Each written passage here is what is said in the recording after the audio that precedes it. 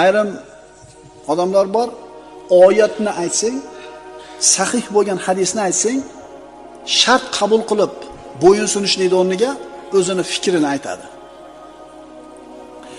O'zini zamonasidagi ayrim odamlarning gapiga taqqoslaydi. Va o'zini zamonasidagi odamlarning gapini bu hadisdan yoki oyatdan gapini, u odamning gapini to'g'riroq deb biladi.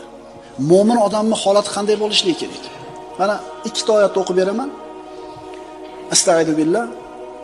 Fala va robbika la yu'minuna hatta yuhakkimuka fima shajara baynahum thumma la yajidu fi anfusihim kharajan mimma qadayta va yusallimu taslima. Siz bilan bizni iymonimiz qaysi darajadaligini mana shu oyatni o'qib bilsak bo'ladi. Yo'q. Parvardigoringizga qasamki, to ular o'z o'rtalarida chiqqan kelishmovchiliklarda sizni hakam qilmagunlaricha va keyin siz chiqargan hukmdan dillarida hech qanday tanglik topmay, to'la taslim bo'lmagunlaricha, bo'yin sunmagunlaricha hargiz mo'min bo'la olmaslar.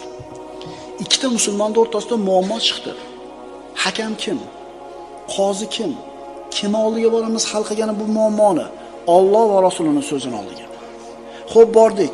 Alloh va Rasuli hukmni chiqardi. Endi bizning ishimiz nima bo'ladi? Bo'yin sunishlik, taslim bo'lishlik va qalbimizda norozilik hissi qolmasligi kerak. Siz noto'g'ri qilibsiz, siz endi to'lab berasiz shu narsani desiz, yo'qmaydi haligi odamga. Yur, narigi domladan so'raymiz deydi. Yo'q, bunga yo'l yo'q. Talaq tushibsiz, yur, narigi domlaga boramiz deydi.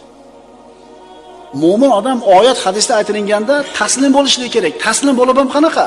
Xursandchilik bilan bajarishligi kerak.